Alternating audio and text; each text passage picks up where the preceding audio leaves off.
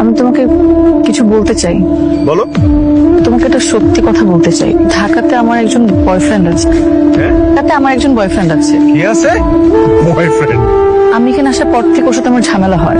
আমি ভেবেছিলাম আমাদের সম্পর্কটা ঠিক হবে। পাগল হয়ে গেছে। তোমাকে ভুলতে পারছিলাম না। এখন পারছো বলতে?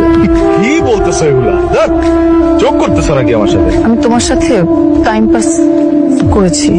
আমি ভেবেছিলাম তোমার আমার ব্রেকআপ হয়ে যাবে, কিন্তু আমি এটা বুঝি নাই যে আমার পুরো ফ্যামিলি তোমার আমার ব্যাপারে জেনে যাবে আর তারা এভাবে সবকিছু মেনে নিবে। এখন আমার বয়ফ্রেন্ড আবার আমার জীবনে ফিরে এসেছে। আমার কথা শুনে, মানুষ ফাইজলামি করে কিছু বিষয় নিয়ে, এগুলো মানা যায়, কিন্তু তোমার ফাইজলামি করার বিষয়টা, এই যোগ করার বিষয়টা, এটা একদম এক্সট্রিম লেভেলের। অন্য কিছু নিয়ে ফাইজলামি করা আমি কিচ্ছু বলবো না। আমি সত্যি বলছি, আমি চাই না আমাদের বিয়েটা হোক। এতদিন যা ছিল এগুলো কি সব নাটক? নাটক করছো তুমি আমার সাথে? এটা কি আমার সাথে সম্পর্ক খেলা? এটা কি টাইম পাস তোমার জন্য? টাইম পাস করার জন্য আর কাউরে পাইলা না? মমতা ছেলের সাথে প্রেম করা যায়, বিয়ে করা যায়। দিনের পর দিন বিয়ের পর এটা করবো, বিয়ের পর ওইটা করবো, এইসব প্ল্যান কে করছো? তুমিই তো করছো। যেগুলো কি? ঠিক আছে, আমি আবারও জিজ্ঞেস করতেছি, তোমার ঠান্ডা মাথায় জিজ্ঞেস করতেছি, তুমি এগুলো আমার সিরিয়াসলি বলতেছো না ফাইজলামি করতেছো? করতেছো না? বলো ফাইজলামি করতেছো। বলো না পিয়াসা, ফাইজলামি করতেছো বলো।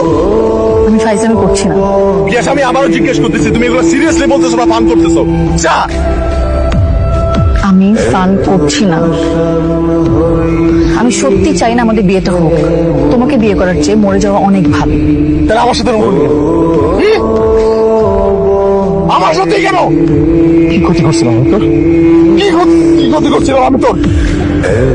আমি তো তোর কাছে আসি নাই, তুই আমার কাছে আসছিস। তুই আসছিলি আমার কাছে, কথা বল। উত্তর দে। ওই কান্দস কেন? সিনেমায় ভালো ভালো অভিনেত্রী অভিনেতাগুলা অভিনয় কেন করে না জানোস? কারণ তারা বাস্তব জীবন অভিনয় করে। তোর মতো অভিনেত্রীরা বাস্তব জীবন অভিনয় করে জীবন শেষ করে দেয়। আমার মতো ছেলে বাদ ফিরে গিয়ে বল যা যে তুই বিয়ে করবি না, আর এটাও বলিস যে তুই কত বড় একটা অমানুষ। বাবা আমাকে মেরে ফেলবে, তোমার পায়ে ধরি, তুমি আমাদের বিয়েটা আটকাও। আমি চাই না তোমার সাথে আমার বিয়েটা হোক।